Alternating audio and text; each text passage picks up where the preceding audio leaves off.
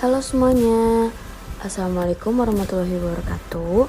Perkenalkan, nama saya Dina Nur Irbah Putri Abdurrahman, NPM 1911067 dari kelas 6B, Program Studi Bimbingan dan Konseling. Dalam video kali ini, saya akan menjelaskan sedikit mengenai komunikasi dalam kepemimpinan. Mari kita simak video berikut ini ya. Oke, komunikasi itu apa sih?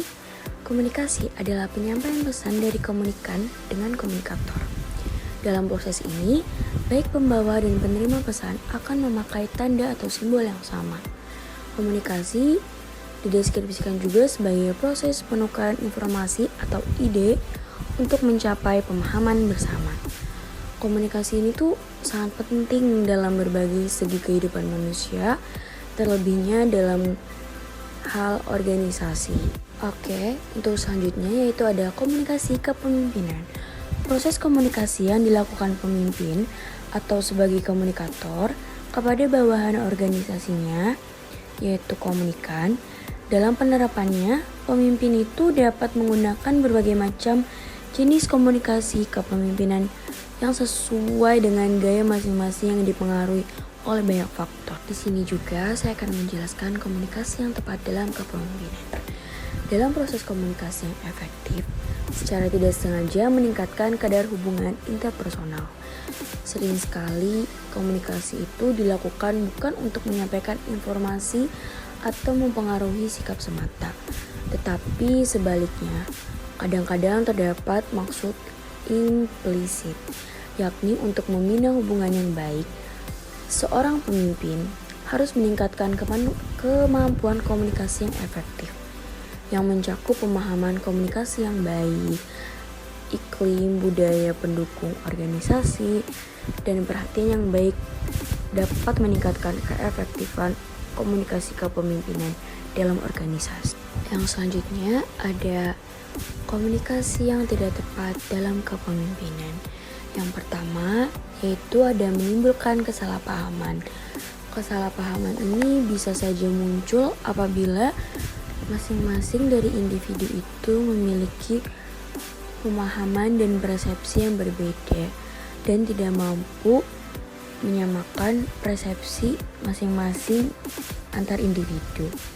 Jadi hal tersebut itu bisa saja karena kedua individu ini saling berkomunikasi tapi memiliki latar belakang dan pemikiran yang sangat jauh berbeda. Bisa pula karena penyampaian atau bentuk pesan yang kurang tepat sehingga memunculkan persepsi yang sangat berbeda dari kedua individu tersebut. Yang kedua yaitu memicu konflik atau perselisihan. Kesan negatif yang melekat terlalu lama pada masing-masing individu dapat mengalami kesalahpahaman yang akan merusak hubungan antar personal. Yang selanjutnya yaitu meregangkan hubungan sosial. Jika di antara dua individu yang berselisih, kemungkinan besar hubungan individu-individu yang berselisih tersebut secara otomatis akan meregang apabila tidak segera dilakukan penyelesaian. Selain itu juga, jika komunikasinya tidak efektif, seseorang mungkin akan menjadi lebih enggan untuk saling berkomunikasi atau saling untuk menyapa satu sama lain. Yang berikutnya yaitu ada 5 gaya kepemimpinan. Untuk yang pertama, di sini ada gaya controlling. Gaya controlling ini yaitu gaya komunikasi kepemimpinan yang mementingkan kendali atas organisasi atau perusahaan. Pemimpin dengan gaya komunikasi controlling ini akan membatasi dan cenderung mengatur perilaku, pikiran, dan tanggapan. Komunikasi yang terjalin dalam gaya komunikasi ini yaitu komunikasi satu arah yang berasal dari atasan sampai ke bawahan.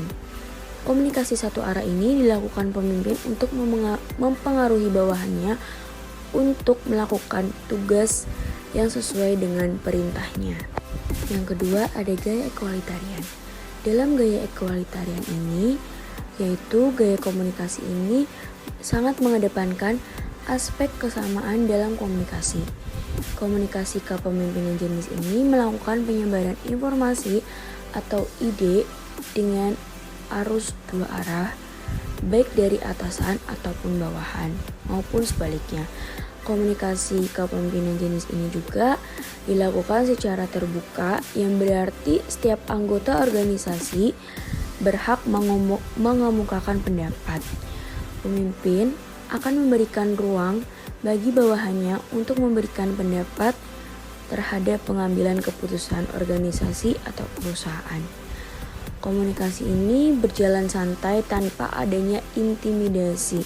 Yang ketiga yaitu ada gaya struktural. Dalam gaya komunikasi kepemimpinan ini, pemimpin memberikan informasi yang bertujuan untuk pemantapan perintah penugasan, jadwal penugasan, dan struktur organisasi. Pada gaya komunikasi ini juga, pemimpin mencoba mempengaruhi bawahan dengan cara memberikan informasi yang terkait dengan tujuan, penjadwalan kerja, aturan kerja, prosedur kerja dalam organisasi atau perusahaan. Gaya komunikasi kepemimpinan ini juga akan berjalan sangat efektif dan bermanfaat bagi organisasi bila dijalankan dengan baik dan benar. Yang keempat yaitu ada gaya dinamis.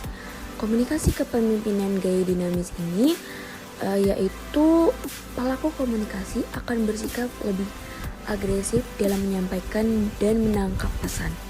Dalam komunikasi gaya ini juga, baik pemimpin atau bawahannya sadar akan bahwa lingkungan organisasi tersebut sehingga akan lebih fokus pada tindakan.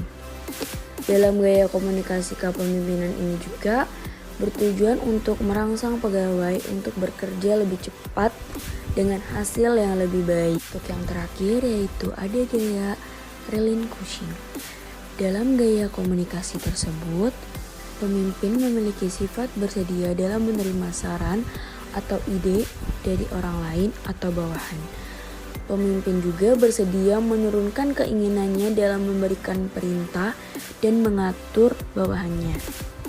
Gaya komunikasi kepemimpinan ini bisa efektif jika pemimpin bekerja dalam organisasi yang berisi orang-orang yang sudah sangat berpengalaman, berpengetahuan luas, dan mau bertanggung jawab atas setiap pekerjaannya. Terima kasih, semoga materi yang saya jelaskan ini sangat bermanfaat.